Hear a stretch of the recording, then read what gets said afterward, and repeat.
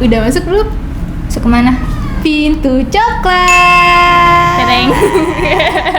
Oke, top 11 kembali lagi. Kita di sini mau ngasih tahu tentang 11 film rekomendasi yang rilis tahun 2020. Karena bioskop sekarang tidak beroperasi, kita masih tetap bisa menikmati berbagai film yang rilis tahun 2020 ini melalui berbagai platform digital. Yang pertama yaitu film berjudul The Invisible Man. Film ini berjenis horor thriller. Tetapi banyak orang beranggapan kalau film ini berjenis horor psikologi.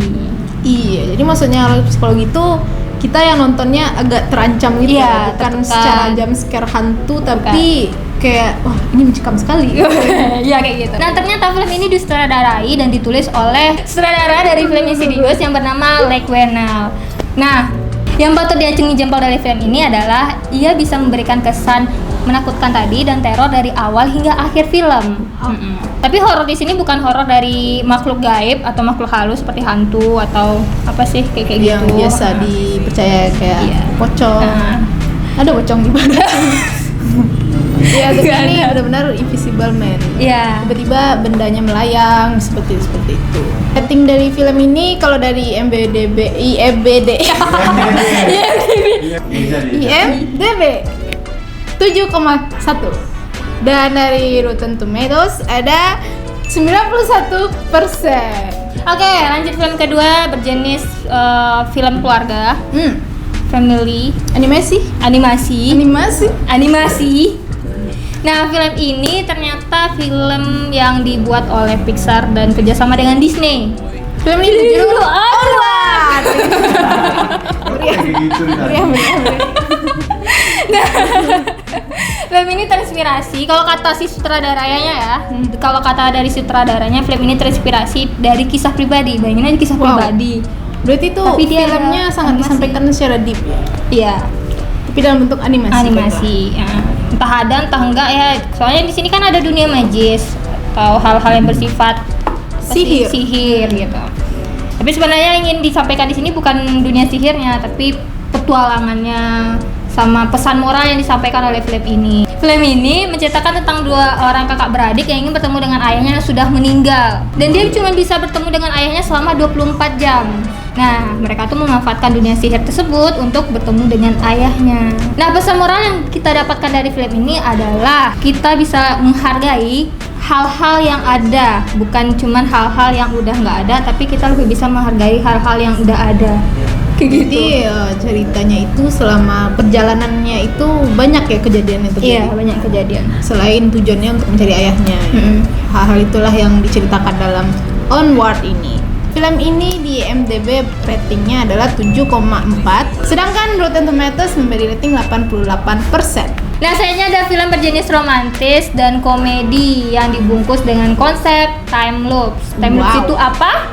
Time lapse itu adalah waktu loop berputar-putar. Jadi waktu yang berputar-putar. Iya.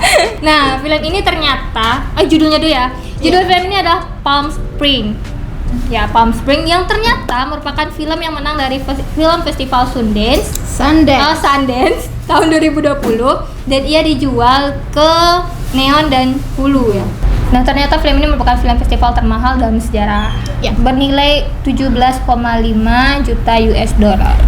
Sebelumnya juga ada film yang bertemakan time loop seperti Happy Death Day, Source Code, terus ada Edge of Tomorrow. Edge of Tomorrow. Tapi mereka kebanyakan bergenre kalau nggak thriller, action dan horor. Sedangkan dalam film ini dia dikemas dengan sweet ya. Ada Ya, romantisnya. ya, ada romantisnya, ada komedi dan romantis. Nah, rating film ini sebesar 7,4 di IMDb dan sebesar 93% dari Rotten Tomatoes. Oke, selanjutnya ada film dari mana? Dari India. India. Nah, film ini berjudul Dil Bechara. Nah, film ini merupakan film debut dari sutradaranya sendiri. Tapi yang menyedihkan dari film ini adalah film terakhir dari aktornya. Wah, Ya, jadi ini merupakan film terakhir dari aktor yang bernama Sushant Singh Rajput.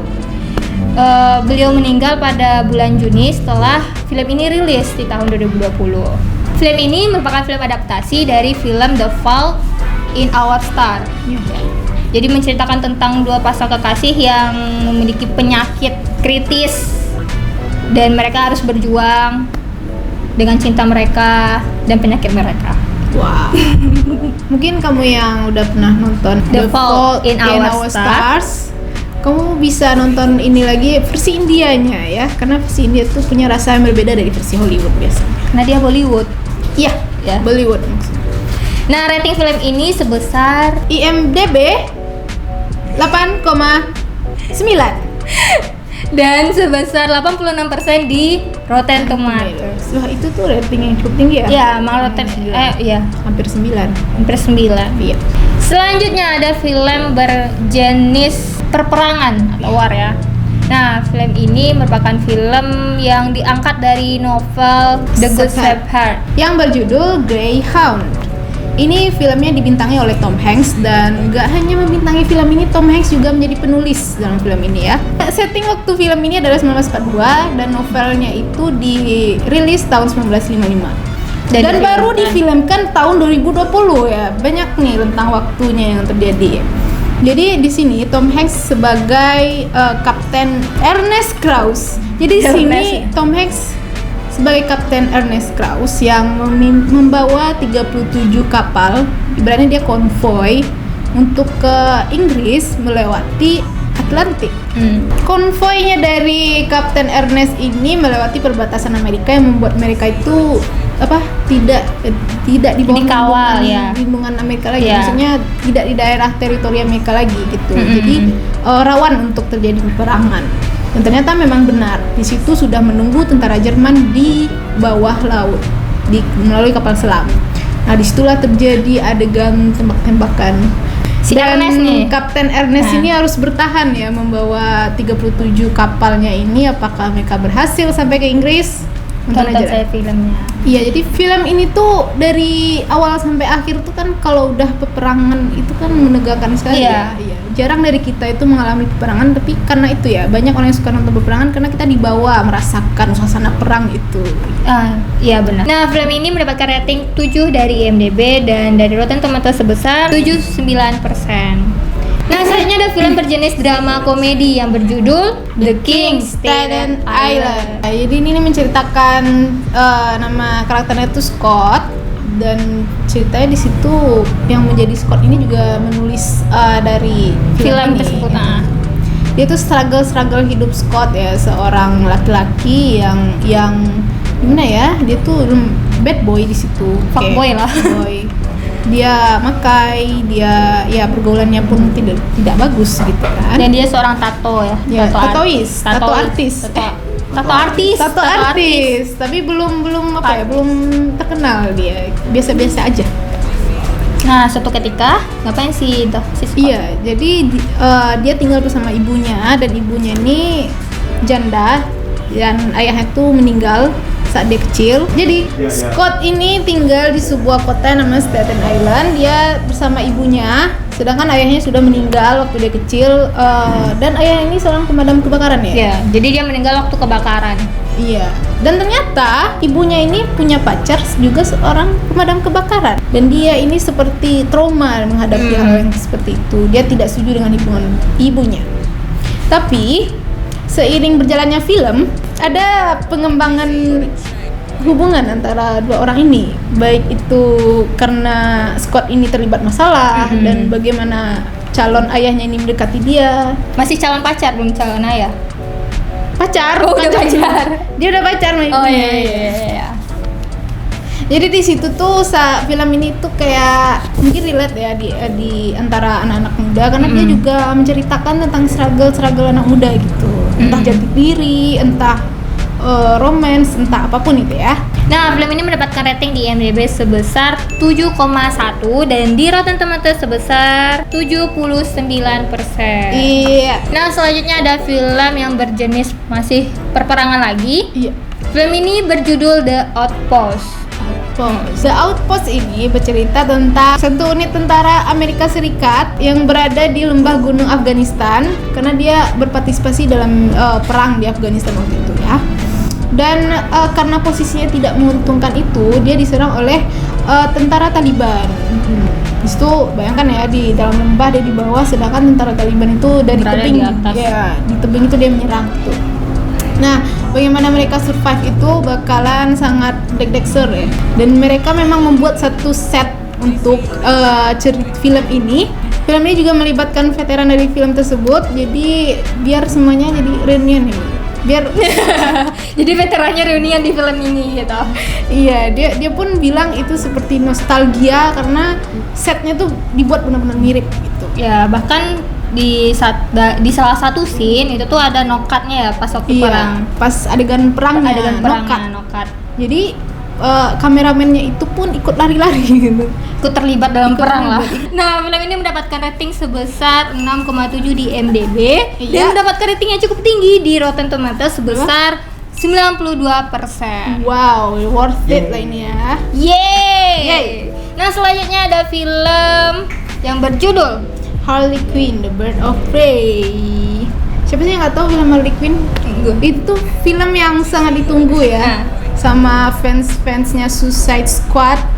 Dan di sini tuh Harley Quinn sudah putus dengan Joker. Wih. Jadi dia harus jadi perempuan berdiri di kaki sendiri gitu. Sama ini dia berdiri di kaki Joker. Iya. Ibaratnya seperti itu. Dia berdiri di kaki Joker. Jadi Harley Quinn ini berkumpul dengan squad Bird of Prey yang tidak sengaja terkumpul karena kepentingan mereka sama. Penjahatnya dikejar itu sama gitu. Siapa? Di situ julukannya Black Mask Oh, Black Mask. atau orangnya Roman. Di squad ini terdiri dari Harley Quinn itu sendiri, lalu ada detektif motonya dan Huntress dan Black Canary. Jadi apakah mereka berhasil nih menjalankan misi mengejar penjahatnya ya? Tonton aja filmnya. Nah, film ini mendapatkan rating sebesar 6,1 di IMDb dan sebesar 78% di Rotten Tomatoes. Wow. Selanjutnya ada film yang berjenis apa nih? Fable. Drama Fable. Berjudul The One and Only Ivan. Iya, di trailernya itu. Oh, The One and Only Ivan. Gimana nih ceritanya? Ya, Ivan ini seekor gorila. Wow. Hampir ya tersebut seorang gorila. Seekor gorila yang sudah gimana ya, dia tuh tinggal di dalam mall sebagai seekor gorila untuk dipertunjukkan dalam sirkus. Oh, dalam sirkus. Cerita film ini itu diangkat dari sebuah novel, dan novelnya ini terinspirasi dari kisah nyata yang ditulis oleh Catherine, rilis tahun 2012. Jadi dia memang ada seekor gorila di Amerika, di New York, di sebuah mall di New York, Ya.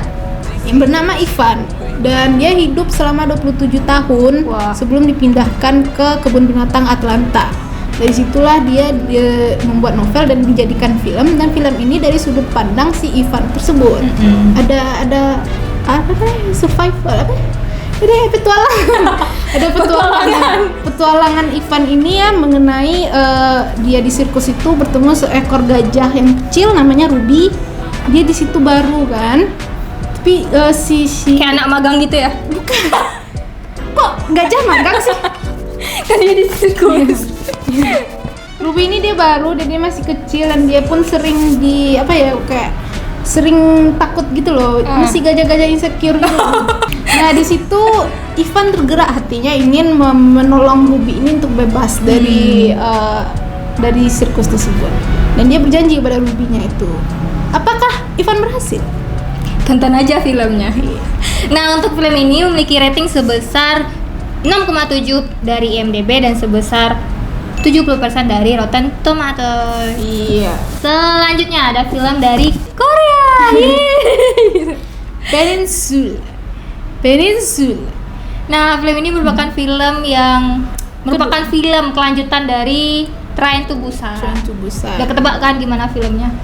Zombie. Jadi ini filmnya selisih 4 tahun ya.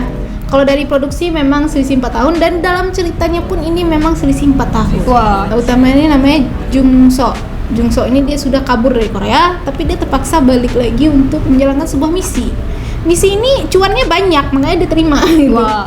Nah, dalam petualangan dia di Korea yang udah chaos itu ya, nggak cuma dikejar zombie, tapi juga ada sekelompok orang yang memburu manusia untuk dijadikan tumbal. Waduh. Tumbal di arena pertarungan. Jadi, Sama si zombie. iya, manusia melawan zombie gitu. Jadi memang ada sekelompok orang yang selamat, tapi dia juga jahat di situ. Jadi banyak ya rintangan yang dialami Jung Sok ini untuk menjalankan misinya. Nah, untuk rating film ini sendiri dari IMDb dia memberi sebesar 6 dan dari Rotten Tomatoes sebesar 52%. Rendah ya. Cukup rendah. Tapi ini apa sih? Dia tetap film yang ditunggu ya. Iya. Nah, yang terakhir film yang berjudul Word on Bathroom Wall. Ya, kata di dinding kamar mandi. Kata di dinding kamar mandi. Jadi ini ceritanya seorang anak muda yang mengidap yang baru terdiagnosis skizofrenia. Skizo. Yes. Wow. Terus Skizo itu ada mental illness ya guys. dia mental illness. Jadi ini tuh ceritanya gimana dia sebagai orang survive sama penyakitnya, mulai dari halusinasi yang muncul yang bikin orang tuh kayak dia ngapain sih gitu. Sedangkan dia udah heboh sendiri gitu kan. Sehingga dia dikeluarkan di sekolahnya. Dan dia pindah ke sekolah baru yang harus menyembunyikan penyakitnya itu. Berarti dia pindah ke sekolah baru dan dia harus nyembunyiin penyakitnya. Iya, tapi ada satu orang cewek yang membantu dia lah untuk survive terhadap penyakitnya gitu. Dan akhirnya setelah dia perawatan dan seiring berjalannya film, dia kembali lagi untuk mewujudkan cita-citanya sebagai chef dan kehidupannya mulai tertata lagi gitu. Menarik sekali ya filmnya. Iya, ini tuh ada yang bilang tuh kayak membantu pemirsa memahami pengalaman dari penderita skizofrenia ini yang mungkin orang awam tuh kayak belum pernah lihat atau orang awam tuh nggak pernah menemukan orang seperti itu, tapi dia nggak tahu itu skizofrenia kan bisa aja gitu. Iya. Dia ada edukasinya lah. Oke. Nah, film ini mendapatkan rating dari IMDb sebesar 7,2 dan dari Rotten Tomatoes sebesar 87%. Iya, tapi ini film recommended banget ya menurut saya. Nah, itu dia 11 film rekomendasi yang rilis di tahun 2020. Iya, walaupun bioskop tidak buka karena tutup, silakan nonton di platform digital legal favorit kamu. Oke. Oke.